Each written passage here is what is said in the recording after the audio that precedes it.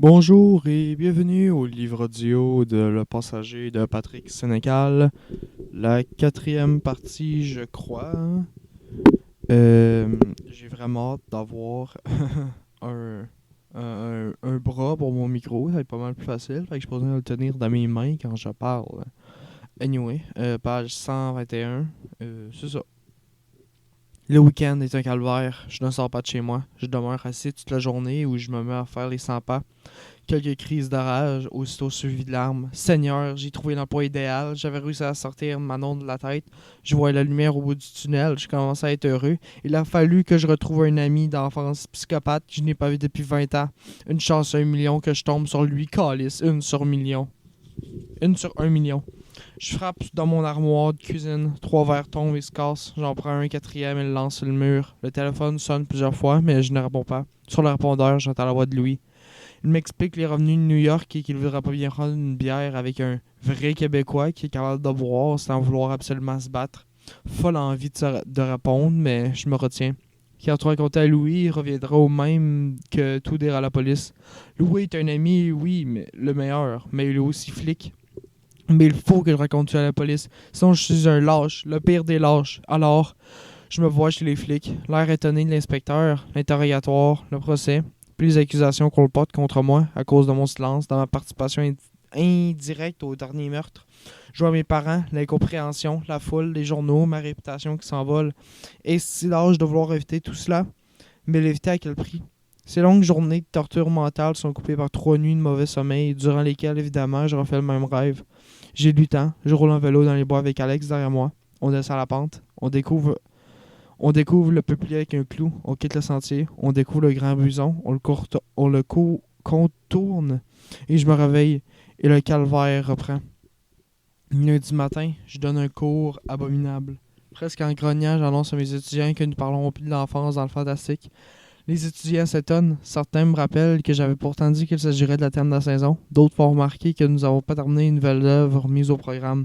Je frappe sur mon bureau agacé. Hey! C'est moi le prof puis j'ai décidé qu'on parlerait plus de l'enfance. Un point, c'est tout. C'est clair, ça? Un silence glacial tombe dans la pièce et une trentaine de regards noirs me fusillent simultanément. Plus calme, j'annonce qu'ils doivent lire Dracula. Il y aura un test de lecture dans 2 semaines. Mais à l'ambiance de la classe, je comprends et que je viens de perdre l'estime de mes étudiants et ce pour le reste de la session. Je m'en contrefous. D'ailleurs, je risque de ne pas terminer avec eux cette session alors. Au département, je mange silencieusement en lisant le voltigeur qui paraît toujours le lundi. Je cherche une nouvelle en particulier et chaque fois qu'un prof veut me parler, je réponds avec des monosyllabes. Marie-Hélène essaie d'attirer mon attention, mais je me contente de lui rétorquer froidement que je suis occupé.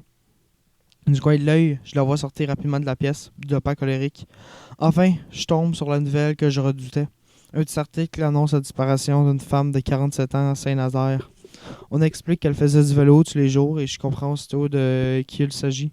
On parle de disparition, pas de meurtre. La veuve de Lafond n'est donc pas retournée au garage. Quand elle va y aller, j'arrête de manger, plus faim. Dans ma voiture, je roule dans l'intention d'aller au poste de police.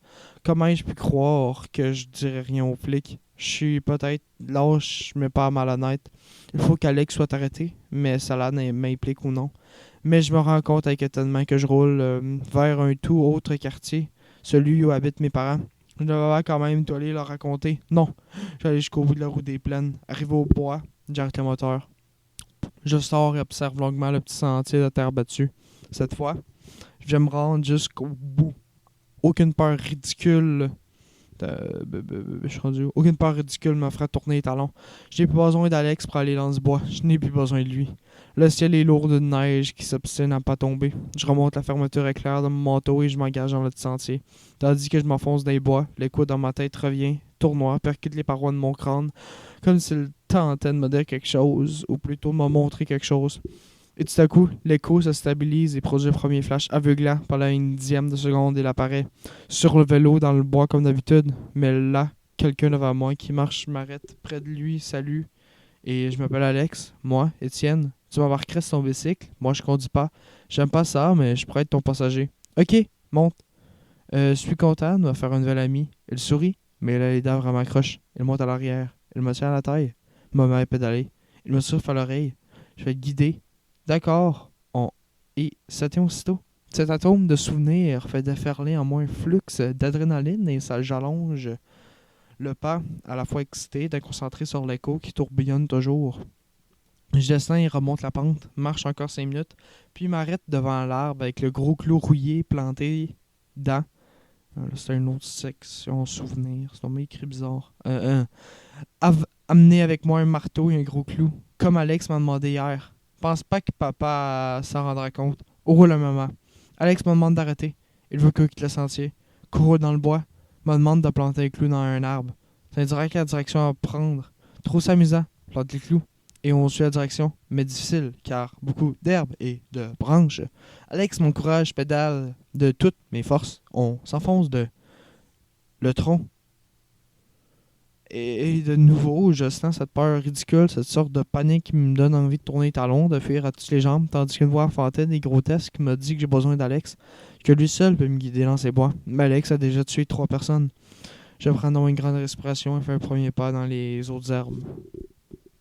À peine le sentier quitté, je ne ressens plus aucune peur. Cette sensation m'excite tellement que je me mets presque à courir, repoussant les branches, enjambant les troncs morts, convaincu que je vais enfin y trouver. Et tout à coup, le buisson apparaît, le même de celui de mes rêves. Je m'arrête, la respiration sifflante. Je ne sais pas de quelle nature est ce buisson, mais il est presque feuillu, malgré le froid. L'excitation en moi fait battre mon cœur jusque dans mes paupières. Je marche lentement vers le buisson et commence à le contourner. Cette fois, je vais voir ce qu'il y a derrière. Cette fois, je ne me réveillerai pas. Sur une surface d'environ 3 mètres carrés, il n'a pas d'arbre. Au bout de cette clairière miniature trône un rocher d'un demi-mètre de haut et d'un mètre de large, parfaitement plat, semblable à une petite table. Derrière, les autres herbes et les arbres reprennent possession du terrain. Je m'approche du rocher, convaincu que ce dernier était là. Une autre session de rêve bizarre. Son bien écrit étrange. Difficile de pédaler, n'en peut plus. Au contourne, un gros buisson. Et Alex m'a dit d'arrêter. Il descend, il s'approche d'un gros rocher plat. Il a l'air content et se dit qu'ici, ça va être super. Lui demande super. Pourquoi? Il me répond. Pour jouer. Destination de nos excursions dans le bois. Je touche la surface du rocher, presque lisse. À quoi jouons-nous ici, Alex et moi? Est-ce que ça avait un rapport avec des couleuvres? On torturait des couleuvres sur ce rocher? Peut-être oui. Mais comment? Que faisons-nous exactement? J'ai beau me concentrer sur l'écho, je n'arrive pas à me rappeler malgré les flashs. Les flashs qui... Ok, une autre section. Me dit, vas-y Étienne, vas-y, je la prends. Elle gigote au bout de ma main, ça me fait rire nerveusement. Je la... M'illumine... Ça a terminé.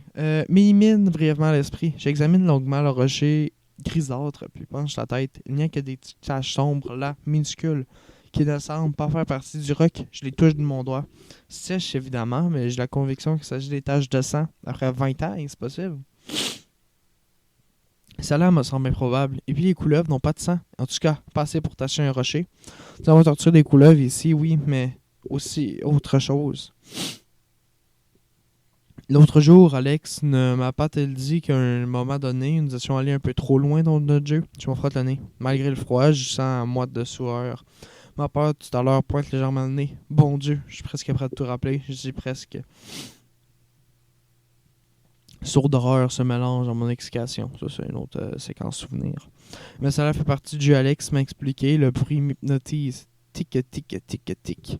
Et bientôt, le bruit devient écœurant. Alex rit, je ris aussi. Et en même temps, il y a des zones... Et en même temps, il y a des zones d'ombre. Okay, ça a terminé. Hey, c'est vraiment écrit bizarre, c'est pas ça. C'est fait pour le livre audio, ça. Hein? Et en même temps, il y a des zones d'ombre qui recouvrent l'essentiel. Je regarde autour du rocher comme si je cherchais quelque chose sans savoir quoi. Et je me dis que je n'y arriverai pas. Je sens qu'il me manque quelque chose. Je sens qu'il manque Alex. Il manque Alex. Qu'il aille au diable, celle-là. Jamais j'ai été aussi près de tout me rappeler, alors je parviendrai sans lui. J'interrogerai mes parents après avoir prévenu la police, car je vais la prévenir. Je ne peux pas courir le risque qu'Alex tue encore. D'ailleurs, il a sûrement tué des gens avant qu'on se retrouve tous les deux. Non, je me trompe. L'autre jour, il a dit que c'est en me retrouvant que le goût de reprendre le jeu et le corser, de le rendre plus audacieux. Si c'était seul, le jeu n'aurait sans doute plus d'intérêt. J'ai mis un ricanement sans joie. Une idée folle me frappe en plein fouet. Oui, c'est possible, même probable. C'était pas tout de même la plus orthodoxe ni la plus responsable des solutions. Je tourne les talons et reviens sur mes pas, après avoir jeté un dernier coup d'œil au rocher. Moins de 10 minutes plus tard, je suis dans ma voiture, songeur. Est-ce vraiment la meilleure des solutions? Je ne peux pas décider cela en 5 minutes. C'est trop grave. Il faut que je me donne un peu de temps pour y penser. Jusqu'à demain. Jusqu'à ce que je revienne à Redorminville et que je croise Alex sur l'autoroute. Je mets le moteur en marche et roule vers Montréal. Pom pom pom. Prochaine section. Chose, je sais pas comment dire. Comme des petits diamants, là.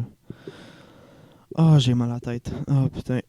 Alex, gamin de 8 ans, est debout devant le rocher plat. Il lève sa main gauche qui tient une couleur gigote et sourit, exhibant sans gêne ses dents mal alignées.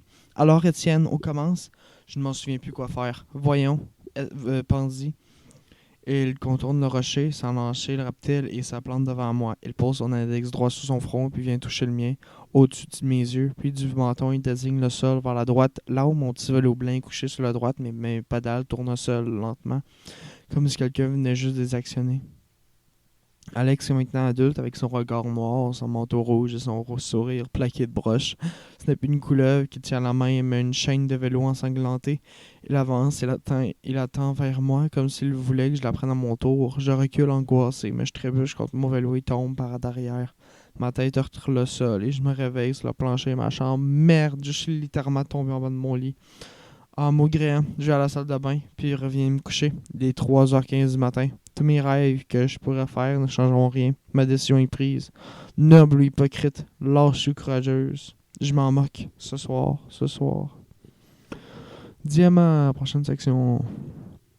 Dans le ciel noir depuis longtemps, la première neige tombe enfin. Légère, presque liquide, elle aurait disparu dès demain matin. Comme mon aventure avec Alex. Du moins, dans les faits et des gestes. Et même dans ma tête, dans ma conscience, aurait-elle disparu? Disparaîtrait-elle jamais? J'en suis pas sûr, si sûr. Car plus j'approche de Saint-Valérien, plus la décision que j'ai prise me semble immorale, inacceptable. Vais-je pouvoir vivre avec ce geste? Les remords me rongera-t-il par le restant de mes jours? Assume, merde, va jusqu'au bout. Assume ta lâcheté, assume ta fuite, assume. 19h52, la silhouette d'Alex est sous le lampadaire de la sortie de Saint-Valérien, mais il n'a pas de pouce levé, immobile sur la fine neige qui l'auréole. Il est tourné vers la route qui m'attend. Et je suis d'un calme stupéfiant. 30 secondes plus tard, il s'assoit à mes côtés. Déjà, la neige fond sur lui, il ne recouvre peu à peine d'une fine pellicule humide. Il n'a aucun regard pour moi, ses yeux, à la lisière de sa tuque enfoncée sur sa tête, demeurent obstinés, fixés devant lui sur la pare-brise. Après de longues secondes d'inertie, je me remets en route. Je me sens toujours calme. Pourtant, quand Alex parle enfin, je sursaute comme s'il venait de me pincer une fesse. Je savais que tu irais pas voir la police. Fait, t'as pas d'idée, je vais y aller. C'est pour ça que je te prends une dernière fois, pour te prévenir. Il continue à regarder devant lui. Mes sourcils se froncent légèrement, ce qui me procure une certaine satisfaction. Pour la première fois, je le désarçonne. Pour la première fois, il fait face à un événement qu'il n'a pas prévu.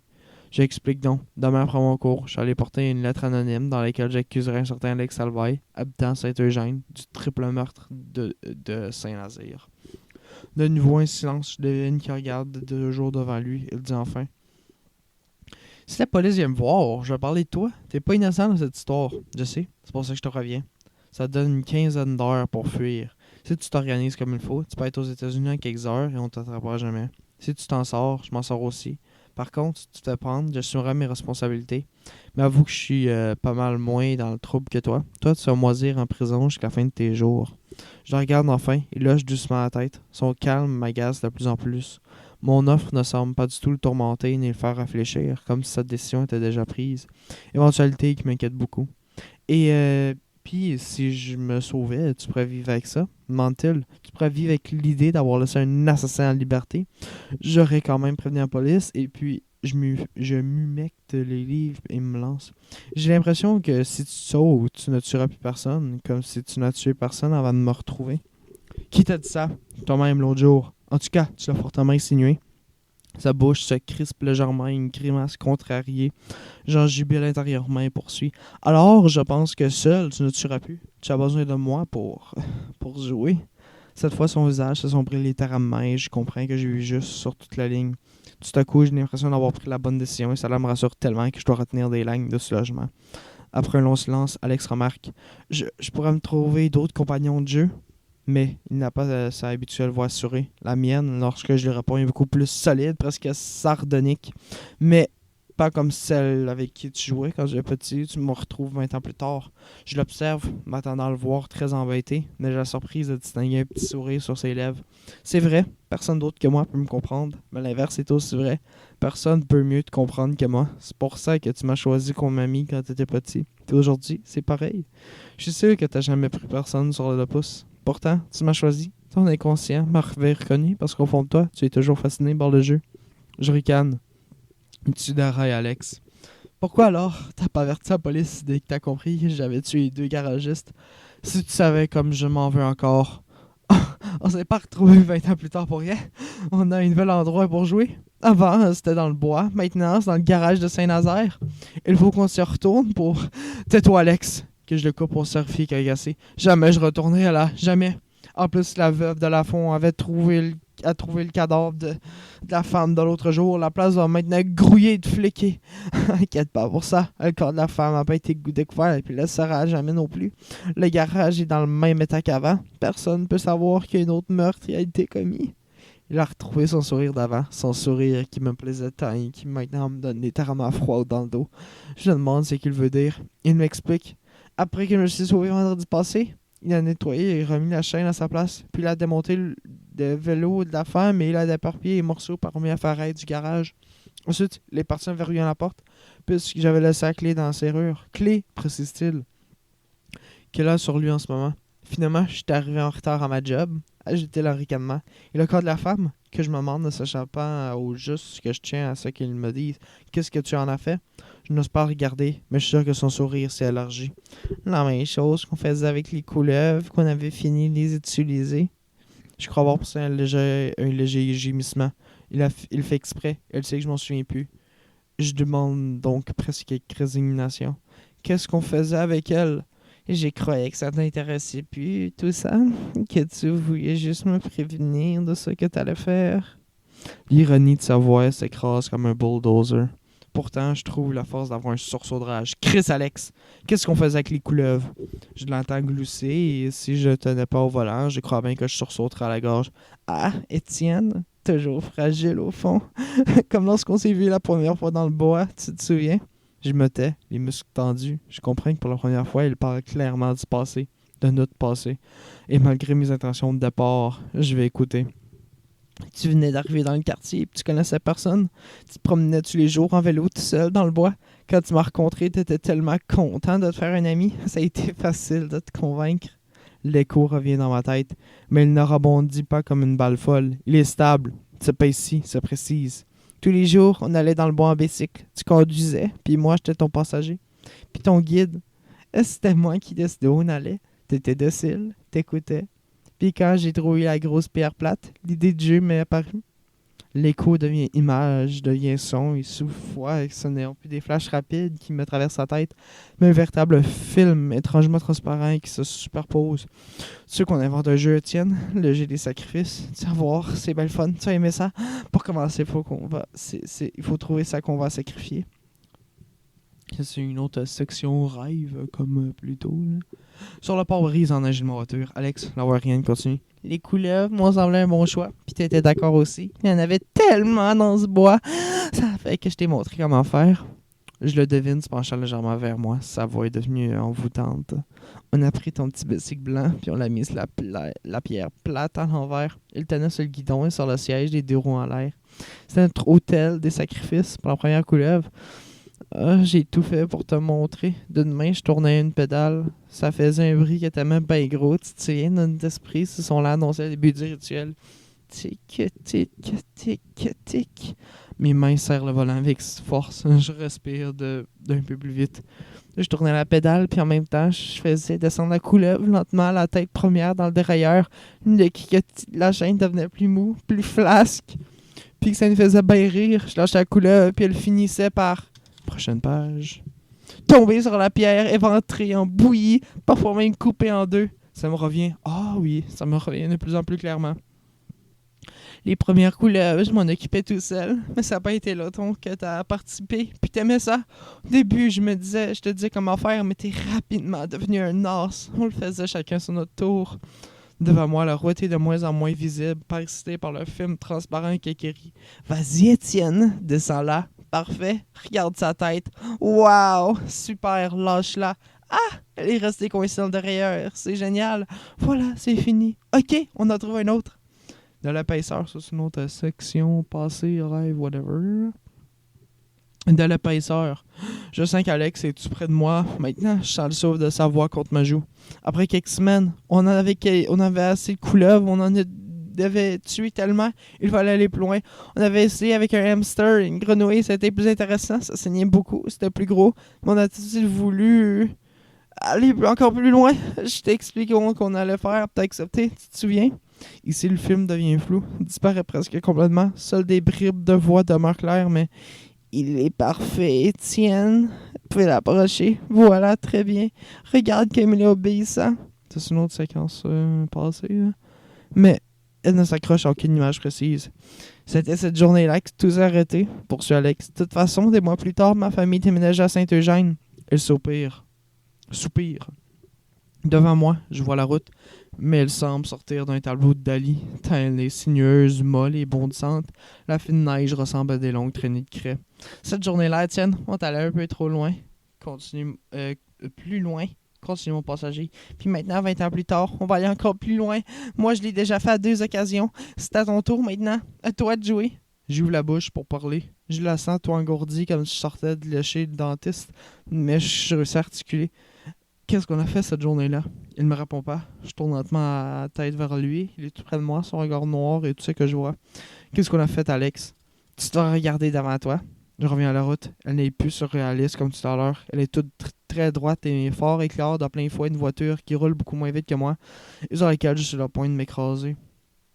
J'appuie sur le frein de toutes mes forces et mes pneus à cause de la fine couche de neige fondante se mettent à déraper. Je tourne au volant dans tous les sens, me répétant sans cesse que je dois demeurer sur la route. Je des records paniqués vers l'extérieur lorsque je tombe sur Alex. Il ne bouge pas, apparemment très calme, mais il continue de m'observer avec intensité. Son attitude m'étonne tellement que pendant un bref moment, j'oublie complètement la voiture. Puis, je me suis emparé vers la droite, je reviens au volant, réussis à contrer la voiture et elle s'arrête enfin. Nous sommes sur l'accotement, comme si nous étions simplement arrêtés pour une pause, pour un problème mineur. D'ailleurs, les autres voitures continuent leur route sans s'occuper de nous. La nuit est calme, le moteur tourne normalement. Ce n'est pas mon cœur qui galope depuis tout à l'heure. On pourrait croire qu'il ne s'est rien passé. Je pousse un long soupir et me coule le visage des deux mains. T'as fait comme un pro, dit Alex. Son attitude n'a toujours pas changé. Je ne me sens pas bien. Il faut que je boive quelque chose. La tête me tourne. Au loin, à moins d'un kilomètre, je vois une halte routière. 5 mots, je recommence à rouler sur l'autoroute. Quand je m'engage sur la sortie de la halte, Alex me demande qu'est-ce que je fais. J'explique que je dois m'arrêter et j'ajoute sans le regarder. Et toi, tu descends ici. Je vais te prévenir, c'est maintenant fait. Demain midi, je vais à la police. C'est encore à Saint-Eugène, tant pis pour toi. Je sors de la voiture. La neige ne tombe puis aucune voiture n'est stationnée. Tant mieux, je marcherai les toilettes et me retrouve dans une petite salle crûment éclairée, recouverte de graffitis, mais tout de même assez propre. Je fais directement au lavabo et me lance littéralement de l'eau au visage. Aussitôt, mon cœur revient à un rythme normal et un apaisement instantané se reprend en moi. Bon Dieu, je l'ai reméchappé belle. J'observe mon visage ruisselant d'eau dans le miroir. Peau laiteuse, yeux cernés, hagards, cheveux défaits. On dirait que je sors d'un cauchemar, mais je ne suis pas encore sorti. Bientôt, très bientôt. À moins qu'Alex n'écoute pas mon avertissement et que la police le trouve. Alors là, une autre sorte de cauchemar commencera pour moi. J'exagère, au fond. Qu'est-ce que je risque? Je n'en sais rien. C'est bien ça le pire. Dans le miroir, je vois la porte s'ouvrir, Alex entrer. Je t'avais dit de partir, quand je dors vers son reflet. Allons, pas tout de suite, c'est le point de tout se rappeler. Je ricane avec mépris. Des couleuvres. Moi qui croyais qu'on a fait des choses épouvantables dans ce bois. Avoir su, j'aurais dénoncé dès le début. C'était quand même assez gratiné pour des enfants de 8 ans. Ce qu'on faisait avec les couleuvres après, c'était pas si pire aussi. Je le regarde avec silence dans le miroir. Il a un petit sourire. Tu te souviens pas, hein? Ni de cette fois qu'on a fait la dernière journée. On a pris des couleuvres, on s'est rentré des fesses. C'est pas vrai, c'est pas écrit ça. Je suis juste vraiment fatigué. Il ne m'aura pas cette fois. Je ne lui demanderai pas de lui dire. Je ne lui demanderai plus rien. Disons, continue-t-il, qu'elle s'annonçait sans qu'on le sache à très petite échelle qu'on allait faire 20 ans plus tard. Ce que tu as fait, ne suis-je empêché de le retorquer en me retournant vers lui. Mêle-moi pas à ça. Tu y es déjà mêlé. Arrête, Alex, ça marche pas, c'est fini, je te donne une chance de te sortir, alors prends-la et sauve-toi. T'es juste un lâche, Étienne Seguin. Tu fais ça pour pas être toute mêlé à cette histoire. Oui, je suis un lâche. Ma vie commence à bien aller, tu vas pas la gâcher, c'est clair ça. Il agit doucement la tête, puis il réajuste sa tuque sur sa tête, tourne les talons et marche dans la sortie en lançant tout naturellement. À vendredi, Étienne. Bonne soirée à Drummondville. Tu comprends rien, que je crie soudain paniqué. Ça te fait arrêter, pauvre fou. Qu'est-ce que ça prend pour que tu comprennes? De l'argent. J'ai 3000 pièces d'économie. Je te les donne. Je suis prêt à te les payer, Chris, pour que tu disparaisses de ma vie. Ne se tourne même pas et sort. Je frappe sur le lavabo en posant un cri sec. Je regrette aussitôt les paroles que je viens de prononcer. Qu'est-ce qui me prend de lui offrir de l'argent? Je ne suis pas désespéré à ce point. Alex est encore plus malade que je pensais. Alors, tant pis, je préviens la police et j'assumerai mon implication dans toute cette affaire. De toute façon, ça ira bien, j'en suis sûr. Mon reflet angoissé me rassure pas. Première étape, prévenir la police à Drummondville. Seconde étape, rencontrer mes parents. Je ne sais pas aider, mais le plus. Résigné, je commence à marcher à la porte lorsqu'un bruit de frottement m'immobilise. Je regarde autour de moi, mais il n'y a vraiment personne. Toutes les portes des cabines sont fermées. Les cabines. Mon regard passe en revue la partie inférieure de chacune des portes. Deux pieds apparaissent au bas de la troisième cabine. Chaque pas recule et mon dos s'appuie contre le mur. Quelqu'un était là et a-t-il attendu? Tout. Je suis sur le point de fuir à toutes jambes puis il me traite d'idiot. Alex a dit mon mot complet tout à l'heure. Il a même mentionné la ville où je me rendais. On me retrouvera facilement. Fuir, ça redonne une aveu de culpabilité. Je me mets à arpenter nerveusement la salle sans quitter des yeux de ses pieds immobiles. De comment puis-je être malchanceux à ce point? Et comment se fait-il qu'il y a eu quelqu'un? Il n'y a aucune voiture dehors. Il est mieux d'affronter le gars, voir où il est, c'est qu'il a attendu au juste. Je n'aurais qu'à attendre qu'il sorte, juste à son expression. Je saurais qu'il a tout compris ou non. Mais les pieds ne bougent toujours pas. Je crois entendre la respiration de l'inconnu, mais je n'en suis pas sûr. Bon Dieu, qu'est-ce qu'il fout? Il sait que je suis là, il a peur. Il a peur de sortir, il a peur de moi. Je prends alors mon courage de deux mains, je m'approche de la cabine. Il y a quelqu'un? Je me rends compte sur la stupidité de ma question. Je ne crois pas percevoir un petit hoquet de surprise de l'autre côté de la porte. De nouveau, je songe à fuir, mais renonce à tout de suite, trop risqué. Sortez, j'aimerais vous parler, dis-je d'une voix que j'espère normale. Seigneur, qu'est-ce que je viens de raconter? Je n'ai pas l'ombre d'une idée. Mais j'entends fait quelqu'un une chasse d'eau qu'on tire, un délict de porte qu'on dérouille. C'est un jeune d'environ 18-20 ans, petite taille, mais pas assez costaud, menton en cuir, anneau dans le sourcil droit. En temps normal, il doit paraître assez dur à cuire, mais là, il n'en même pas large. Après m'avoir jeté un furtif regard, il regarde dans la salle nerveusement. Il fait quelques pas timides et moins indécis, m'écarte. Il n'ose pas me tourner le dos, il remonte nerveusement le sac sur son épaule. Un jeune qui faisait 10 pouces et qui s'est arrêté. Voilà pourquoi il n'a pas de voiture dehors. On se regarde un long moment et il se déplace lentement sur la côte, comme ça avait peur que tout mouvement rapide déclenche une catastrophe. Tu as tout entendu, n'est-ce pas? Je ne sais pas quoi vous parler, marmonne-t-il, les yeux pleins d'inquiétude. Il ment, c'est clair, l'as-tu entendu?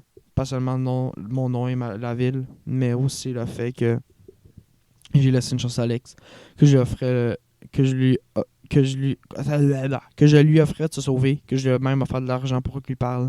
Alors les chances que j'entrevoyais bien m'en sortir avec la police se volatilisent, s'éparpillent et je me vois en train de pénétrer dans un trou que j'ai moi-même creusé. Comme s'il avait lu dans mes pensées, le jeune panique soudain et lance à toute vitesse en reculant vers la porte. Je m'en crisse de vos problèmes, man. Je me crisse de ça où ils font, ils disent. Pas de mes affaires. Le gouffre dans lequel je m'enfonce fausse tout raisonnement. Tout ça que je comprends, c'est que si je sors d'ici, je suis foutu. Je n'aurais plus aucune justification auprès de la police. Aucune. Il dit que ce jeune puisse effectivement se foutre de tout ça et jamais parler à personne de ce qu'il a attendu et c'est tout simplement impossible à considérer.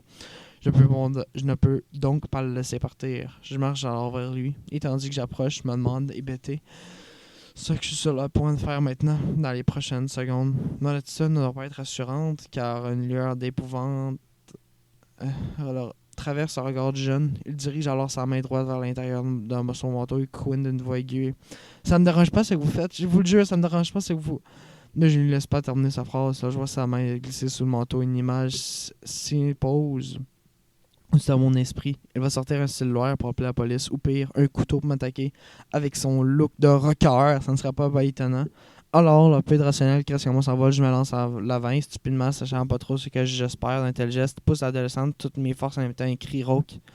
Je veux pas qu'il sorte son cellulaire ou son couteau, je ne peux pas qu'il dénonce, qu'il soit là, qu'il existe. Je ne veux pas. Le gars bondit par en arrière, le souffle coupé, laisse tomber son sac de voyage, fait des grands moulinets avec son bras pour garder son équilibre. La phrase qu'il avait commencée se termine par une confusion inaudible, se disant « Ça me dérange pas que vous parliez. » Il finit tout de même par basculer vers l'en arrière, une joie et je vois sa tête heurter violemment l'un des lavabos. Un poc terrible retint dans la salle vide et fait littéralement craquer mon cœur, car j'ai le terrible pressentiment que le trou que je creuse depuis plusieurs jours vient de s'approfondir de plusieurs mètres. Le jeune devient tout mou, s'étale sur le sol, il ne bouge plus, les yeux fermés. Je marche vers lui lentement. Il semble que sa poitrine ne se soulève plus. Respire-t-il? Je me penche et je me mets à le secouer sans ménager aucune réaction. Je mets une main tremblante devant sa bouche, son nez. Merde, je ne sens aucun souffle. J'appuie mon oreille contre la poitrine. Avec ce manteau, impossible d'entendre le cœur. Et l'idée de mettre sa poitrine à nu m'effraie soudain. Je me relève, ouvre un robinet, il les remplit une main d'eau et m'asperge le visage de l'adolescent. Aucune réaction. Alors, je recule à toute vitesse contre le mur et m'y appuie, comme si je voulais m'y enfoncer. Je l'ai tué. Je me mets à halter, comme si je voulais rejeter à ma gorge quelque chose qui n'arrive pas à sortir. Je frappe le derrière du crâne contre la plate 1, 2, 3 fois. Ma respiration devient une série de hoquets douloureux. Et cette terrible phrase me traverse de nouveau l'âme, comme un sable qui me coupe en deux. Je l'ai tué, mais qu'est-ce qu'il foutait lui ici aussi? C'est lui qui m'a fait perdre la tête en mettant sa main dans son manteau pour...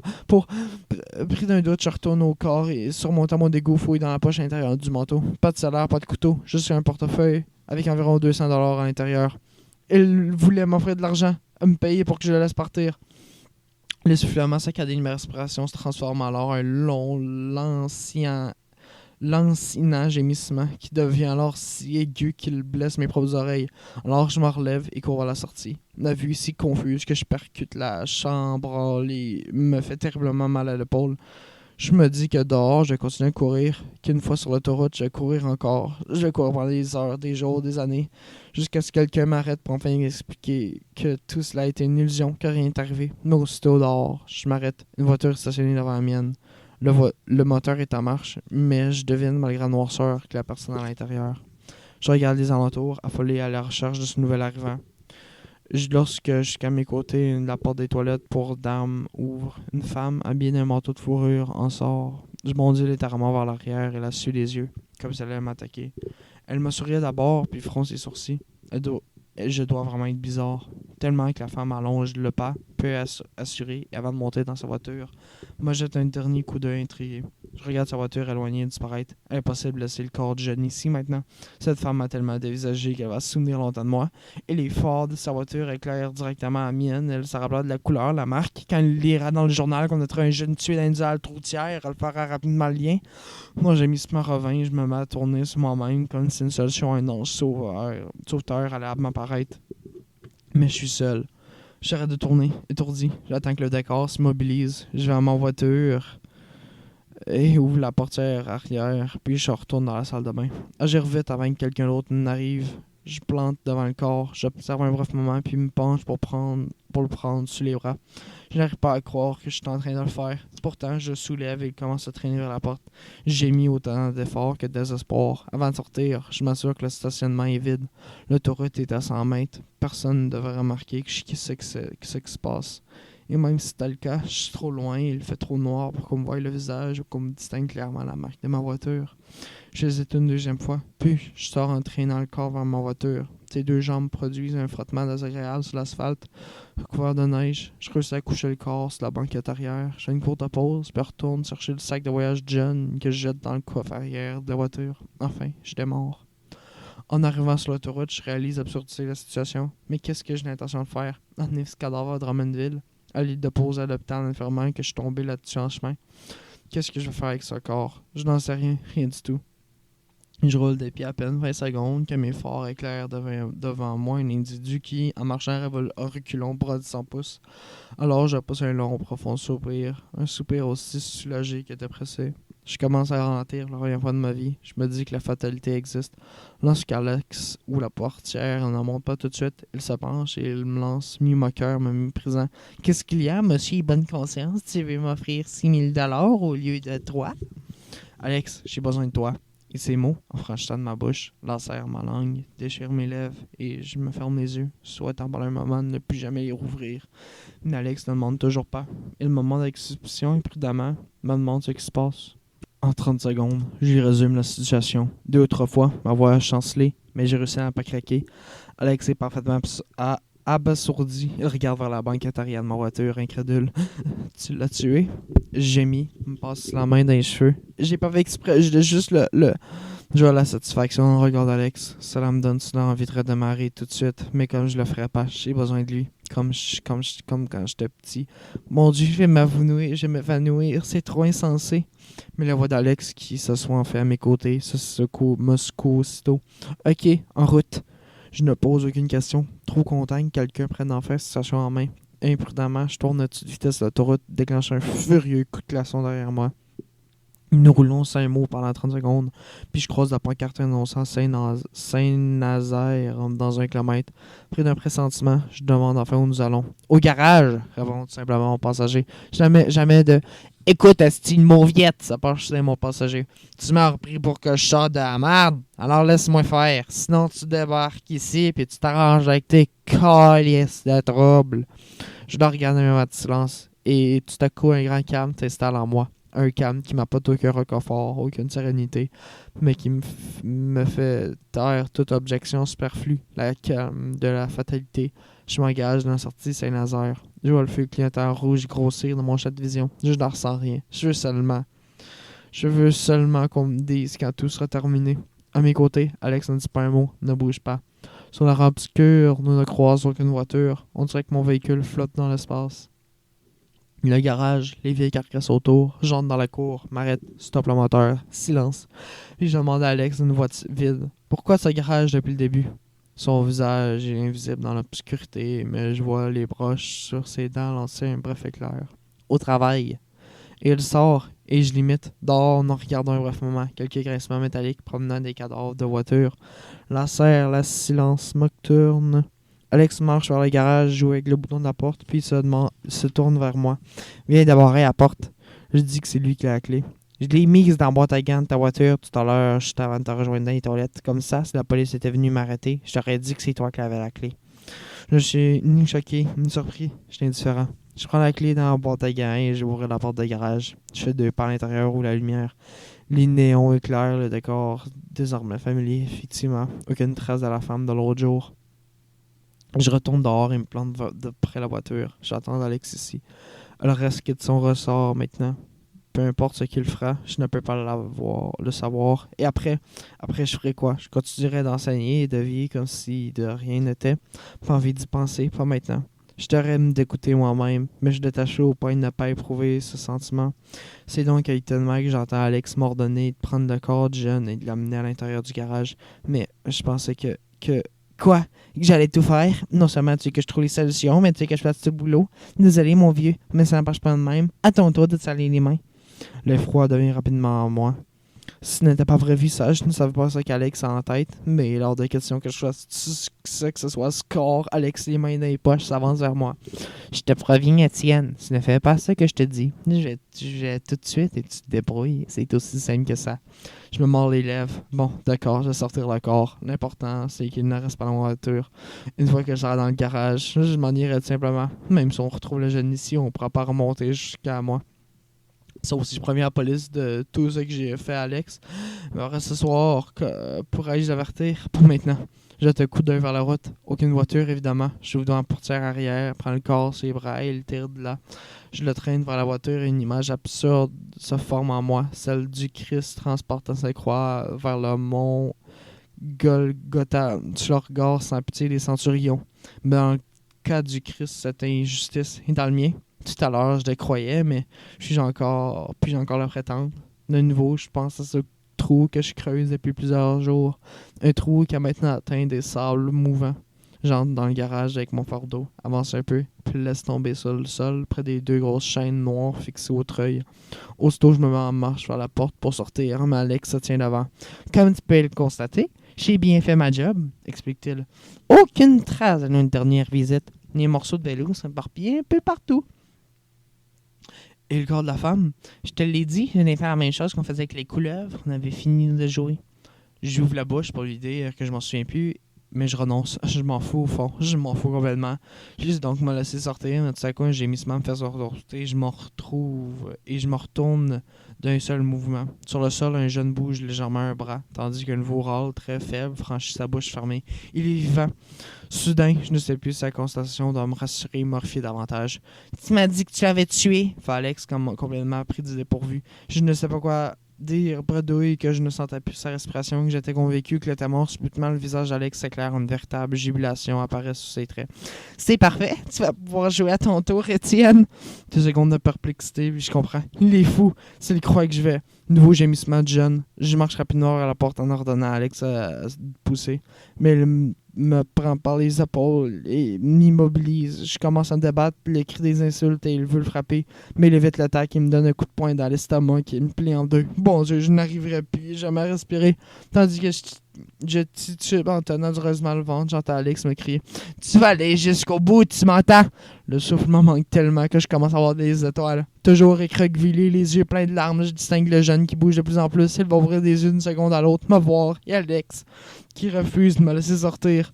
Éperdu, suffoqué, je tourne sur moi-même et aperçois une porte ouverte au fond. Sans réfléchir, je me lance dans cette direction, toujours les mains sur le ventre, et franchis la porte. C'est la salle de bain, tant pis. Ici, le jeune ne me verra pas. Alex me laissera tranquille. Je serai seul et hors d'atteinte de tout le monde. Je ferme la porte, la verrouille. Je me retrouve dans le noir, cœur total. Noir dans la noirceur totale, mais je m'en moque. Je me laisse tomber sur le sol devant la cuvette et je m'abandonne à la souffrance. De l'autre côté, j'entends la voix d'Alex ironique. « Quelle fuite héroïque! Tu penses rester là du restant de tes jours? Il est trop tard, Étienne. T'es dedans jusqu'au cou, puis tu vas assumer. » Je vais lui hurler de fermer sa gueule, mais je suis trop occupé à essayer de reprendre ma respiration normale. Mon ventre brûle. Et par manque d'oxygène, ma tête commence à palpiter, à gonfler, à se fendre. Respire, calice, respire. Des images envahissent mon cerveau, tout remonté. Je revois les dernières semaines, comment tout s'est mis en place, comment tout s'est déclenché, comment tout s'est effondré. Jusqu'à cette dernière scène dans les toilettes dans la troutière, là, j'ai poussé le jeune qui a lancé cette phrase incohérente. Ça me dérangerait pas que vous parliez. Je pousse alors un cri sauvage et enfin me remets à respirer normalement. Ça fait tellement de bien que je laisse tomber ma tête contre le cuvette et demeure ainsi une éternité. Le vacarme de ma propre respiration qui m'envahit les oreilles atténue peu à peu. Il me laisse placer un autre son. Une série de cris qui proviennent du garage, des appels à l'aide. Le jeune Alex est en train l'autre continue d'appeler au secours d'une voix suppliante et faible. Et je me plaque les mains sur les oreilles, mais la voix d'Alex me parvient plus forte. « Sors de là, Étienne! » Je redresse la tête. Dans le noir total de la pièce, je distingue seulement le mince filet de lumière sous la porte. « Sors de là, sinon je te défonce, puis je vais te chercher. Puis ça, tu trouverais après ça drôle, je te préviens. Je ne peux pas sortir, je ne peux pas affronter le spectacle de ce jeune en train de se faire tuer par un psychopathe. Je ne veux pas faire face à cette situation provoquée par moi. Oui, calice, par moi, je l'avoue. Par moi. Mais je veux pas, je peux pas. Je te donne 10 secondes, fait la voix du fou. C'est clair, si je ne sais pas moi-même, Alex risque de me faire passer un mauvais quart d'heure. Je ne peux pas faire le pas devant lui. Je n'ai qu'à me rappeler le coup de poing qu'il me l'a donné tout à l'heure. Alors je me lève, lentement, étant la main vers la porte. J'étouffe un sanglot. Tom tourne à une poignée. Pour la première fois depuis des années, je me demande vaguement à l'aide de Dieu. Puis sort des toilettes. La salle semble être s'allonger. La salle semble s'être allongée de 100 mètres. J'avance tel un somnambule. Alex est là, les mains dans le dos, calme. Il est placé entre la porte et moi. Toute tentative de fuite sera inutile. J'entends un gémissement de ma droite et tourne la tête. Le jeune est tendu sur le dos, les pieds gigotés à l'aide d'une corde à les poteaux de la salle.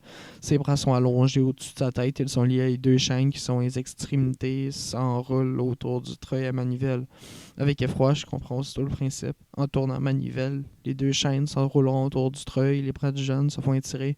Une genre d'écartèlement. Ses bras, en ce moment même, sont déjà tendus au maximum. Et malheureux, qui n'a jamais vu encore, continue d'appeler à l'aide désespérément, me comprend absolument de ce qui lui arrive. Je détourne la tête et tombe sur Alex, qui me dit simplement « Vas-y, tu sais fou, Alex, ça va faire, calme-t-il. Je suis tanné de jouer tout seul, c'est à ton tour maintenant, je t'ai montré le règlement, alors tu joues tout de suite. Tu m'entends tout de suite. » Silence, plus calme avec un odieux sourire, il ajoute « Comme quand on était petit, mais les couleuvres, c'est fini. On est des adultes maintenant. Pitié. » C'est l'adolescent qui m'a morné smeux. Il a le visage tourné vers moi, ses yeux couverts de son visage couvert de sueur, un visage de martyr. Ses yeux sont implorants, remplis de détresse. Il veut que je l'aille, que je le sorte de là. Détachez-moi, je dirai rien. ses bras s'y étirés, s'est détendu, une larme là sur sa joue. Je dirais à personne, je vous jure, pitié, détachez-moi. Puis il se met à pleurer comme un enfant, comme l'enfant qu'il est. Il n'a que 20 ans, bon Dieu. Il faisait 10 pouces, tout simplement. Il ne voulait de mal à personne. Le voilà en train de souffrir inutilement. Par ma faute, par ma faute. Nauséeux le cœur, je me lance vers la porte. Alex écarte lentement le bras de son corps, légèrement penché, grogne littéralement. Vas-y, essaye de passer. Je m'arrête, épouvanté, révolté, j'y crache au visage que je le ferais pas, que je n'achèverais ça malheureux, que je tuerais personne. Parfait, rétorque sèchement Alex. Mais je te préviens, Étienne, c'est moi qui dois l'achever. Il va souffrir pendant des heures et des heures, je te le garantis. Je me lance vers lui. Il me repousse sans aucune difficulté. Je fonce une deuxième fois, il me frappe au cou et je tombe sur le plancher. Je me masse en nuque, un grémissant. Je me relève enfin, perdu. Je ne dis rien, je ne bouge pas, je ne sais pas quoi faire. Derrière moi, le jeune a recommencé à appeler à l'aide. Je lui hire de fermer sa gueule. Vas-y, Étienne, fais le taire, notre chien qu'à toi, il s'en sortira pas de toute façon, tu le sais. Ou que je m'en occupe, il va connaître l'enfer pendant des heures, ou tu t'en occupes en liberté en 2 minutes. Libéré en 2 minutes. Une erreur. La voix d'Alex, les appels jeunes, la tourmente dans ma tête, c'est trop, ça tourne, je vais m'évanouir sur j'ai pas d'ici 10 secondes. Je vais. Vas-y, Étienne, bugle Alex. Alors je me range vers le treuil, je désage le jeune qui est sans cesser de hurler, me regarde avec une épouvante sans nom. J'ouvre la bouche pour lui dire quelque chose, je ne sais pas quoi. Je ne trouve pas la force d'articuler le moindre mot. Je saisis ma manivelle, détourne la tête et effectue un tour complet. Je veux juste faire taire ses sons, ses supplications.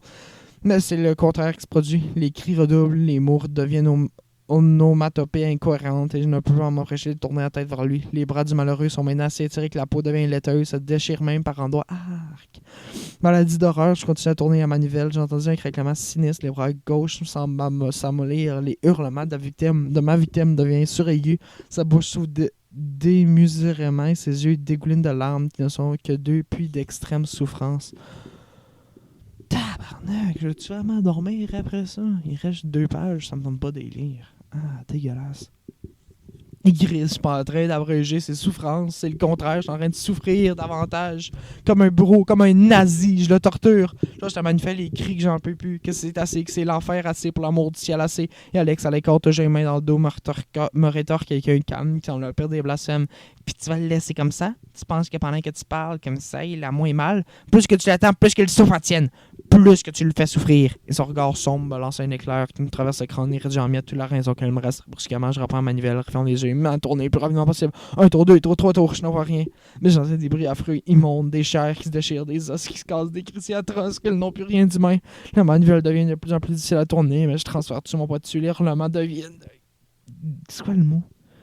Gargouillement, quelque chose de chaud et de collant qui éclabousse mes mains. Arc. Mais je garde les yeux fermés, il tourne encore, je me mets à pleurer, je me pleure à m'arracher les gorges, je mes sanglots pour couvrir ces sons intolérables. La manuel était en accident, je ne plus bouger d'un centimètre, mais je force toujours. Et tout à coup, toute ta chance disparaît et je tourne avec aisance, quand ces chaînes étaient détachées. Plus d'ornements, plus de sang gluant, rien. Je devrais comprendre que c'est terminé, mais je tourne toujours à 2 mains, sanglotant, les yeux fermés. Et à travers la furie qui m'est devenue ma conscience, j'entends Alex ordonner doucement. Tu peux arrêter. Je lâche au à manivelle, je m'éloigne, chancelant, tel un homme ivre. J'ouvre les yeux, mais je refuse de regarder derrière moi, vers le treuil. Je ne pleure plus, mais me râler, convaincu que j'ai piqué une crise cardiaque. Le plafond et le plancher fusionnent soudain, deviennent une masse informe, et tandis que l'univers s'éteint, je perçois la voix d'Alex, satisfaite. C'est bien, Alex. Maintenant, on va pouvoir jouer ensemble comme avant. Désormais, personne ne va nous arrêter. Je perds enfin conscience, en espérant ne plus jamais me réveiller. Prochaine section. Il reste juste 2 pages, puis c'est tellement dégueulasse, je vais arrêter. Après vous revoir les yeux, j'ai besoin de quelques instants pour me rappeler où je suis, qu'est-ce qui s'est passé. Les souvenirs redeviennent rapidement et je me lève d'un bond, m'attendant à tomber sur un Alex souriant et moqueur, mais pas de traces de psychopathe. Mes yeux tombent sur treuil, le jeune n'est plus là non plus, je m'approche craintif, aucune goutte de sang, comme si rien ne s'était passé. Ai-je donc rêvé? Je m'oblige à examiner les chaînes avec plus d'attention et finis par trouver une 2 souillures pourpres. Non, tout est vraiment arrivé. Alex est reparti. Que a-t-il fait du corps? J'entends presque sa voix me répondre.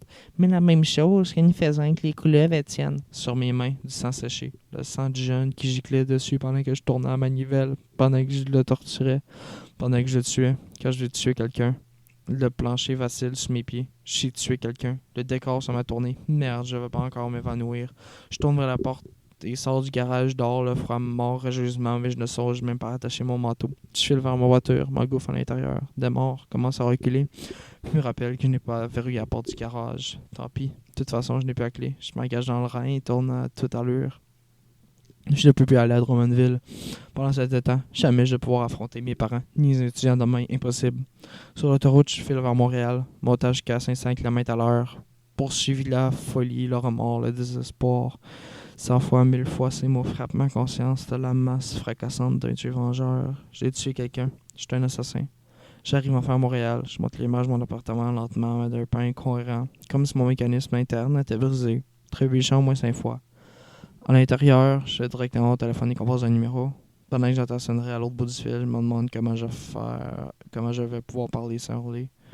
Mais j'ai réussi à expliquer à mon père que je suis malade, je n'irai pas à Drummondville ce soir ni à mon cours demain. Ma voix est vraiment étrange, car mon père s'inquiète réellement. Me demande si je n'aurais pas à me rendre à l'hôpital. Non, ça va aller, dis-je dans un souffle. Faut juste que je me repose. Qu'est-ce que t'as au juste? Je pense que c'est des problèmes de digestion. Et tout à coup, une envie de rire incongrue s'empare de moi et je serre les lèvres avec force. Problème de digestion? Évidemment, bien sûr. Je suis dans la merde jusqu'au cou, pas étonnant que j'en avale un peu. La société de montée d'hilarité devient si irrésistible que je dois me mordre dessus de la main pour ne pas éclater. Quand je raccroche, je réalise que je ne sens plus mes jambes et je m'écroule sur le plancher. Sur le dos, je fixe le plafond immobile. Je suis un assassin. Je tombe, même couché sur le plancher. Je continue à tomber. Hey, c'est donc bien fucké ce livre-là. Je suis très inconfortable et c'est pas le genre d'affaire que j'aime lire juste avant de dormir. On a terminé à la page 161. Donc, c'est jusqu'à là qu'il faut se rendre pour l'examen. Il est 10h28, donc je choisis toujours les meilleures heures pour lire ces livres. Vraiment, je suis dans le mood, hein, n'importe qui va aller dans ma fenêtre puis venir me tuer. C'est vraiment top notch. Tu sais, je m'avais dit que j'allais faire ça dans les 3 derniers jours, là, mais j'étais trop lâche. Là. Fait que finalement, j'ai tout ça cette soirée. Et je vous souhaite une fantastique journée à vous aussi. Je vous souhaite une super bonne note. Et je veux me coucher. Il faut aussi que je fasse un montage vidéo pour ça. Et je ne parle qu'à moi-même en ce moment. Salut!